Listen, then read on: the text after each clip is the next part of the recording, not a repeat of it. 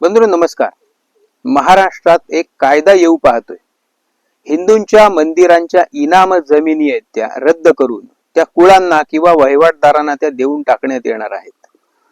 आता थोडासा विरोध झाल्यावर सरकारने नरमाईचं धोरण घेतलंय असं म्हणतात. मग सूचना मागवल्यात, कुठली तरी समिती सरकारशी चर्चा करते.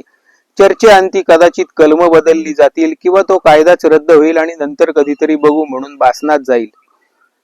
हे सगळं होत राहिलो.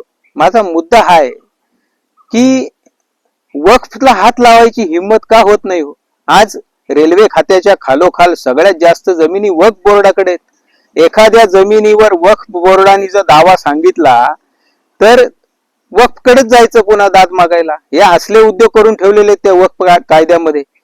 त्या कायद्याला हात लावायची आमच्या सरकारमध्ये हिंमत नाही. एका झटक्यात तो कायदा रद्द करून त्या सगळ्या जमिनी सरकार जमा करा. त्या लोकांना वाटा गरिबांना द्यायच्यात. त्यांना मंदिरांच्याच जमिनी का दरवेळेला, मंदिरांच्याच बाबतीत का दरवेळेला.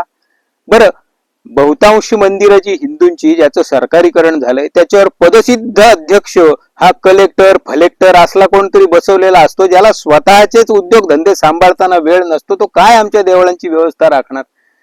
पण आजपर्यंत कुठल्याही सरकारची हिंमत झालेली नाही की वक्फ मंडळावर पदसिद्ध विभागीय आयुक्त पदसिद्ध महसूल मंत्री हा त्याचा अध्यक्ष असेल.